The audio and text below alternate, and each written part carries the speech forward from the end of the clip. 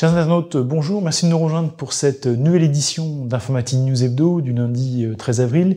Alors édition un peu spéciale, puisque c'est toujours évidemment le confinement. Et alors nous avons récupéré nos studios de Courbevoie. Mais en attendant, je suis toujours en échange avec Guy Hervier. Bonjour Guy. Alors Guy qui évidemment chez lui est toujours aussi confiné. Mais je propose Guy qu'on, sans plus attendre, on passe en revue l'actualité de la semaine. Alors avec tout d'abord une annonce du côté de chez VMware qui, j'allais dire, malgré les événements, continue à pousser ses solutions. Si on peut en dire un peu plus. Pardon, je vais y arriver. Alors effectivement, on avait vous vous souvenez qu'en septembre, et puis les annonces avaient été faites un peu plus tard, il y avait l'annonce de la nouvelle mouture de vSphere avec le projet Tanzu pour l'intégration des containers sous une même console d'administration que la virtualisation. Donc ça, c'était le premier pan. Et là, on arrive à la deuxième étape. Donc c'est la virtualisation des réseaux avec la version VCN 2020. Donc VCN, c'est Virtual Cloud Network, et donc dedans il y a les trois grands modules. C'est NSX, donc c'est vraiment là le cœur de la virtualisation des réseaux, et puis le module sécurité. Il y a vRealize Network Insight, donc ça donne une supervision générale du réseau, et puis le troisième module pour aller jusqu'à l'Edge. Et donc ces trois modules, en fait, le maître mot de tout ça, c'est de donner la possibilité d'avoir une automatisation de la supervision de la mise en œuvre des réseaux du data center jusque vers le cloud. Donc c'est ça l'idée que propose VMware. Bien entendu, VCN de 2020 est disponible sur quasiment tous les grands clouds publics. Bien sûr, donc j'allais même dire même disponible sur Oracle Cloud. Donc vous voyez que c'est ça va loin. Prise en compte de public. Donc je dirais que VMware pousse vraiment cette notion de cloud hybride, multi-cloud, virtualisation, automatisation partout. Donc c'est une avancée importante qui montre bien que VMware entend rester un acteur majeur dans le domaine du cloud, parti au départ de la simple virtualisation, et aujourd'hui un acteur majeur, même si ce n'est pas un opérateur de cloud. Mais en tout cas, il fournit les briques importantes pour justement donner la possibilité aux entreprises de mettre en œuvre ces multi-cloud et ces cloud hybrides.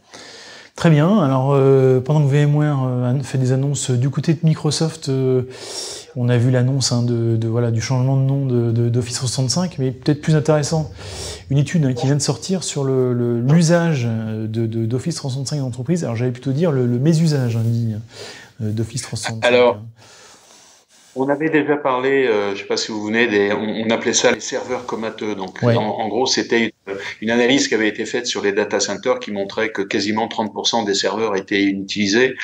Ensuite, on était passé à une étude à peu près analogue dans le domaine du cloud. En gros, les gens ils s'abonnent à tout un tas de services dans le cloud et puis ne les utilisent pas vraiment.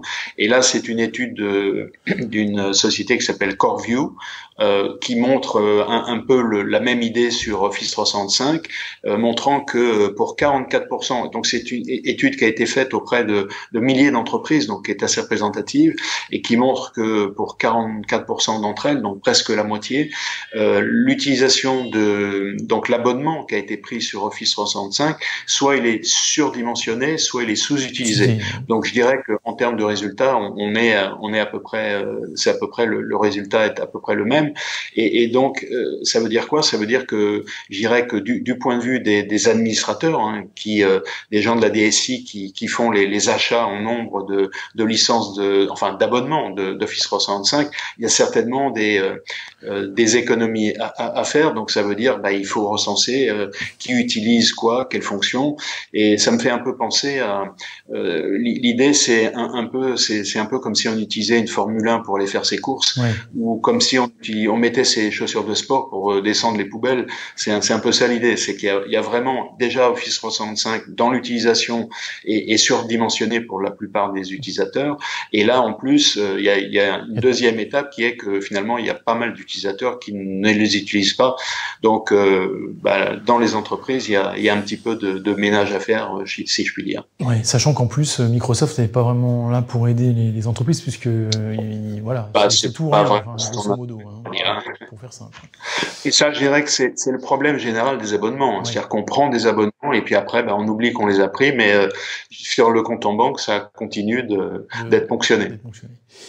Alors, on change un peu d'univers, Guy. On parle d'IBM, qui, on le sait, a racheté d'une part Red Hat, et maintenant quasiment un an, même si la date officielle est plus récente, et puis surtout le départ de Ginny Rometty. Donc, ça bouge au niveau de la direction d'IBM, avec une indication sur l'évolution du business d'IBM. Exactement. Donc, c'est pas une surprise, c'est Arvind Krishna qui donc prend les rênes de l'entreprise et qui était responsable de l'activité cloud chez IBM. Donc ça montre bien que IBM avec ce nouveau CEO va pousser le cloud, domaine sur lequel je dirais qu'il a eu des succès mitigés jusqu'à présent. Jim Whitehurst, qui était le CEO de Red Hat, comme vous l'avez indiqué, qui a été racheté par IBM il y a presque 1 an et demi, devient le président d'IBM. Donc on voit bien que Red Hat est aujourd'hui une pièce essentielle du dispositif. Et puis Paul Courmier prend la tête de Red Hat au sein de la galaxie IBM. Donc les choses se mettent en place. Maintenant, on l'a déjà fait, mais je pense qu'on peut le rappeler. Le bilan de Ginny Rometty est plus que médiocre. Le chiffre d'affaires baisse de 25%. Le bénéfice net, qui était de 16 milliards de dollars l'année où il est arrivé à la tête d'IBM, est passé à 9 l'année dernière. L'action, qui est aussi un moyen de mesurer l'évolution de l'entreprise, est passée de 196 dollars quand elle est arrivée à 120 aujourd'hui. Alors, je sais bien que les dernières semaines ont été évidemment assez difficiles pour toutes les entreprises, mais quand même, la capitalisation boursière d'IBM est inférieure et de l'ordre de 100 milliards de dollars, est inférieure à celle on peut prendre pas mal d'acteurs dans le domaine de l'IT, Oracle, SAP, Salesforce, inférieure à ces trois-là, et à peu près 10 fois plus petite que Microsoft. Donc ça donne quand même un peu l'état des lieux.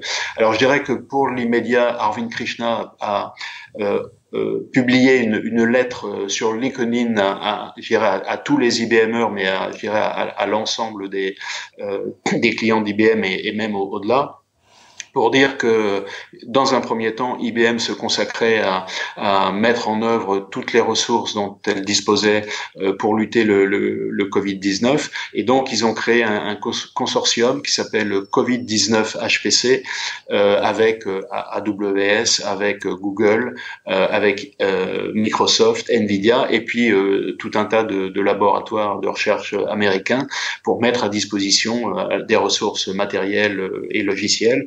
On parle de 400 pétaflops, donc on voit bien que, évidemment, ces 400 pétaflops ne seront pas utilisés à 100% pour cette lutte contre le Covid-19, mais en tout cas, c'est la capacité maximale qui est disponible à un moment donné. Donc, je dirais que c'est un nouveau départ pour IBM qui est un peu mis entre parenthèses par cette actualité un peu difficile du Covid-19, mais qui reprendra son cours dans 2-3 mois lorsque, on espère, on aura tourné la page de cet épisode un peu difficile. Alors, autre sujet récurrent de notre matinale, de notre rendez-vous du lundi, Guy, c'est la sécurité. Avec cette fois-ci un rapport de BlackBerry, qui, on l'oublie peut-être, mais n'est plus le fabricant de terminaux smartphones, mais qui maintenant est complètement focalisé sur la sécurité, et notamment des terminaux mobiles, et qui montre que pendant la Chine est évidemment très très active, enfin je dis évidemment, pour ceux qui auraient quelques doutes, est très active sur la problématique de cyberattaque. Alors, c'est un rapport de BlackBerry qui a été publié la semaine dernière, qui montrait que effectivement depuis une dizaine d'années, donc ça date pas d'aujourd'hui, il montrait qu'il y avait des groupes d'hackers qui avaient lancé des APT, donc des menaces persistantes depuis une dizaine d'années sur à la fois des serveurs Linux, des serveurs Windows, et qui concernaient principalement la propriété intellectuelle. Donc en gros, c'est le vol de données, je dirais, intéressantes. Et cette étude fait écho à une autre étude que FireEye avait également publiée, qui fait la même chose. Donc je dirais qu'il y a un faisceau de preuves qui montre que la Chine est très active depuis longtemps, et une activité qui a été relancée depuis le début de la crise du Covid-19. Donc évidemment, les autorités IBM et le FBI sont en train d'enquêter sur le sujet, mais ça concerne les États-Unis et ça doit concerner vraisemblablement l'Europe. Donc je dirais que pendant l'épidémie, les hackers continuent leur activité de SAP et de vol de données. Donc c'est un peu regrettable, mais en tout cas c'est comme ça. Il faut s'armer pour lutter contre. Très bien. Et puis on finit par cette page financière. Alors malgré la crise, j'allais dire, les affaires continuent, puisque Cohesity vient de lever la bagatelle de 230 millions de dollars, ce qui est quand même tout à fait conséquent quand même. C'est substantiel, ce qui montre l'ensemble des levées de fonds de Cohesity à près de 750 millions de dollars. Cohesity, ça a été fondé par Mohit Aron en 2013. C'est un ancien de Nutanix qui a commencé ses activités en 2015 dans le domaine du stockage secondaire. Et en fait, l'idée, c'est de lutter contre la fragmentation des données en proposant une plateforme logicielle pour regrouper l'ensemble des données disponibles sur les silos qui constituent l'ensemble des systèmes de stockage de l'entreprise. Donc c'est une belle évolution de l'entreprise qui compte aujourd'hui 1200 personnes et qui est reconnue comme un acteur important du stockage secondaire. Donc évidemment la prochaine étape, c'est vraisemblablement alors peut-être encore une levée de fonds puisqu'on est à une série D, mais on devrait penser à une introduction en bourse, sauf que évidemment c'est pas pour maintenant. Par les temps qui courent, c'est un peu compliqué. C'est pas la période idéal pour ça en ce moment. Justement, alors on fait la transition, Mindy, puisque le Covid-19 est évidemment toujours au cœur de l'actualité du secteur IT, avec toujours pas mal de fournisseurs qui font des annonces sur le sujet. Alors, je ne sais pas si on peut-être les passer rapidement en revue, parce qu'on a déjà passé pas mal de temps. Alors, il y en a beaucoup, et je propose à nos lecteurs d'aller sur le site de IT for Business, puisqu'il recense et il actualise en permanence ce qui est proposé par les acteurs. On en retient quelques-unes. Donc, il y a Sarbacane, donc c'est un éditeur français qui permet de faire de l'envoi de SMS et de mails en groupe. Qui propose donc en général sont des offres gratuites jusqu'à une certaine date, ça peut être juillet, ça peut être un peu plus tard. Il y a une autre entreprise qui s'appelle Talkspirix, c'est une solution française de collaboration. Il y a aussi Logmein qui propose lui également des solutions de visioconférence. En fait, c'est avec la solution GoTo dont ils avaient hérité suite au rachat de l'activité GoTo par Citrix. Et puis le dernier, c'est Doctolib, donc Doctolib qui évidemment en ce moment est très utilisé, qui propose gratuitement sa solution de téléconsultation pour les médecins. Donc je dis bien la solution de téléconsultation. C'est pas l'abonnement au service de prise de rendez-vous voilà. Qui est évidemment leur fonds de commerce, mais c'est vrai que c'est un bon moyen aujourd'hui pour Doctolib de s'implanter, même si c'est sûrement pas volontaire, mais une bonne opportunité pour Doctolib de s'implanter sur ce marché de la téléconsultation qui est promis à un avenir, on va dire, certain.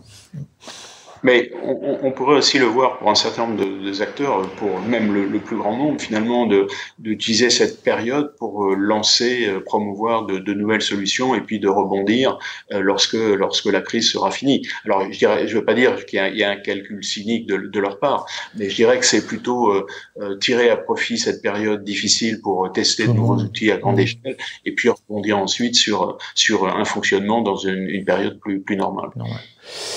Alors, autre aspect évidemment de ce Covid-19, c'est les conséquences pour les acteurs qui sont en place. Donc, il y a notamment Webex qui donnait quelques éléments sur. Alors, sur Webex, on avait parlé de. Oui, c'est pas une surprise. Donc, on avait parlé de Teams, puis de Zoom, et là, c'est Webex qui fait part évidemment une multiplication de son activité de manière très très importante. Donc, les chiffres, c'est par 4 en Europe, 2,5 en Amérique du Nord et 3,5 en Asie-Pacifique. Donc, on voit que c'est quand même une explosion importante. Donc, Webex, c'est, je dirais qu'à l'inverse de Zoom, qui est une solution qui est plutôt utilisée par les particuliers ou les toutes petites entreprises, Webex c'est vraiment la solution d'entreprise.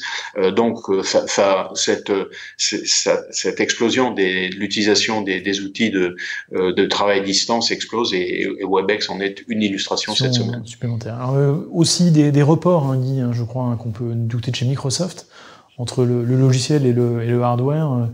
Évidemment, la période n'est pas très propice à des grands lancements, donc visiblement, il y a des choses qui vont être déportées sur 2021. Exactement. Donc là, il s'agit de Windows 10 X et puis Surface Neo. Donc Surface Neo, c'est la tablette qui peut s'ouvrir, la tablette en deux parties, si je puis dire, qui s'ouvre comme un laptop. Donc ça a été reporté. Vraisemblablement, ça a été reporté pour des raisons qui sont internes à Microsoft, mais évidemment qui ont été circonstances qui ont été aggravées par la période actuelle. Donc l'idée, c'est de repousser cette version à 2021, ce qui n'est pas sans poser des problèmes pour les fournisseurs qui avaient en route le développement de tablettes de ce type-là. Donc Microsoft propose pour tous ces fournisseurs de proposer un émulateur pour permettre aux développeurs de faire les développements dans un premier temps, et puis à indiquer, alors tout ça ce ne sont pas encore des informations officielles, mais à indiquer que pour l'instant elle se concentrait plutôt sur la version de Windows 10 X pour une tablette standard, si je puis dire. Donc une tablette à un seul écran. Donc voilà un peu l'état des lieux pour Microsoft aujourd'hui. Et puis évidemment, le commerce en ligne, Guy, qui fort logiquement tire son épingle du jeu. Bon, malgré évidemment les contraintes liées à la gestion des entrepôts, de la logistique, avec les flux de personnes qui sont évidemment, compte tenu des problématiques de santé qui sont évidemment compliquées, mais bon, dans l'état des courses, du côté de Seattle, au siège d'Amazon, quand même globalement, on se frotte plus les mains que dans beaucoup d'autres endroits sur la planète, a priori. Effectivement, et bien sûr, ça surprendra personne. C'est une étude qui a été faite par Kantar et Détail Online, qui montre que déjà les utilisateurs, je dirais, avertis du commerce en ligne, finalement, ont continué à utiliser encore plus le commerce en ligne dans des proportions qui vont de plus 20 à plus 80%, avec je dirais l'achat, le développement de l'achat pour certains produits qu'ils n'utilisaient, là. Pour ce qui est aujourd'hui, on a des achats en ligne de produits de première nécessité. Donc en clair, c'est quoi? C'est l'alimentation. Donc je dirais qu'il y a une espèce ils se convertissent à l'achat de nouveaux produits, mais avec aussi l'achat de produits de type vestimentaire, articles de sport, électroménager bien sûr. Et l'idée qui ressort de cette étude, c'est que finalement cette espèce d'accélération de l'achat en ligne, il va pas s'effondrer lorsque la crise sera terminée, mais je dirais que les gens auront un peu changé leurs habitudes d'achat et que en gros, cette période sera retenue comme un booster pour l'utilisation des achats en ligne qui vont encore progresser dans l'avenir. Donc évidemment, ça pose la question de savoir ce qu'il en sera pour le commerce de proximité et physique, bien sûr. Qui souffre déjà aujourd'hui beaucoup et qui demain devra s'adapter à ces évolutions d'usage. Mais là, pour le coup, c'est vraiment certainement un sujet sur lequel on aura plus que l'occasion de revenir. Et puis pour conclure, Guy, notre traditionnel coup de cœur, coup de gueule, cette fois-ci, c'est un papier notre confrère The Register qui a attiré votre attention. Alors, je dirais on a vu pendant cette crise qui n'est pas terminée, loin de là, que bon, on savait que l'Europe de la santé n'existait pas, la santé n'était pas dans les prérogatives de l'Europe, et pourtant il se trouve que on parle beaucoup de tracking en ce moment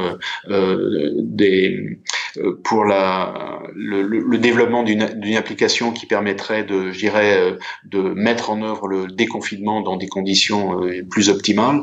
Donc on en parle beaucoup, et il se trouve que l'Europe a lancé un appel pour qu'il y ait une application au niveau européen, une et une seule, justement il est vraisemblable que les pays ne déconfinent pas de la même manière, et en même temps, mais en tout cas, si on avait une application au niveau européen, ça permettrait peut-être de rendre les choses plus efficaces. Et ça, donc, c'est à opposer aux États-Unis qui, jusqu'à présent, n'ont pas montré d'intérêt particulier pour le développement d'une telle application, même si les déclarations du président américain sont de plus en plus en faveur d'un retour à la normale le plus vite possible. On verra si c'est possible. La seule personne qui s'est manifestée pour ça, c'est Bill Gates, qui est très très impliqué en ce moment sur ces questions-là. Bon, encore un autre sujet qu'on aura sûrement l'occasion d'ouvrir dans une prochaine édition. En attendant, Guy, merci encore pour cette analyse. Merci à nos lectrices et à nos lecteurs de rester fidèles. Et puis évidemment, pour reprendre la fameuse phrase du moment, restez chez vous, portez-vous bien. Et à très bientôt pour une nouvelle édition d'Informative News Edo. En attendant, très belle semaine à toutes et à tous. Merci.